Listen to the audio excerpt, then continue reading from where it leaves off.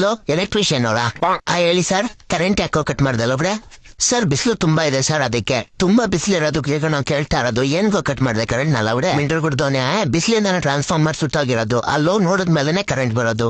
ಅಲ್ಲಿ ನಿಂದು ಟ್ರಾನ್ಸ್ಫಾರ್ಮರ್ ಸುತ್ತದ್ರೆ ನಂದಿಲ್ಲೆಲ್ಲ ಸುತ್ತಾಗ್ತಾ ಇದೆ. ಟ್ರಾನ್ಸ್ಫಾರ್ಮರ್ ಏನು ಸುತ್ತಾಯ್ತು? ಏಯ್, ಅದೇನೋ ನಾನು ಹೇಳ್ಬಿಟ್ಟ ಸುತ್ತಾಯ್ತಾ? ಹೋಗಿ ಚೆಕ್ ಮಾಡ್ತೀನಿ, ಸ್ವಲ್ಪ ಹೊತ್ತು ಕರೆಂಟ್ ಬರುತ್ತೆ. ಸ್ವಲ್ಪ ಹೊತ್ತು ಅಂದ್ರೆ ಎಷ್ಟೊತ್ತ? ಅಮ್ಮಮ್ಮ ಅಂದ್ರೆ 1 ಅವರ್ ಆಗ್ಬೋದು, ಮುಚ್ಕೊಂಡ್ ವೇಟ್ ಮಾಡು. ಅಯ್ಯೋ ದರಿದ್ರ ನನ್ ಮಗನ, 1 ಅವರ್ ಆ ಬಿಸಿಲ ನಾನೇಗ್ ನಿದ್ದೆ ಮಾಡೋದು?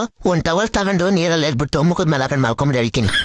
ಟವಲ್ನ ನೀರಲ್ಲಿ ಎದ್ಬಿಟ್ಟು ಮುಖದ ಮೇಲೆ ಹಾಕೊಂಡ್ ಮಾಡ್ಕೊಳಕ ದುಡ್ಡು ಕೊಡೋದು ನಾನು ನಿನ್ಗೆ ಲೌಡೆ? ಮಿಂಡ್ರು ಹುಡ್ದೋನೆ, ನೀನ್ ದುಡ್ಡು ಕೊಟ್ಟೇನ್ ಕರೆಂಟ್ ನಮ್ಮ ಮೈ ಮೇಲೆ ಹಾಕೊಂಡ್ ಮಲ್ಕತ್ತೆ ಇಲ್ಲ ತಾನೆ? ಲೌಡೆ ಎಷ್ಟ್ ಮಾತಾಡ್ತೀಯ? ಆಫೀಸ್ ಹತ್ರ ಬಂದ್ 2 ಕಪಾಲಕ್ ಬಿಟ್ರೆ ತೆಗ್ದಿಂದ ಕರೆಂಟ್ ಬಂದ್ಬಿಡ್ಬೇಕು. ಬೇವಾಸಿ ನನ್ ಮಗನ.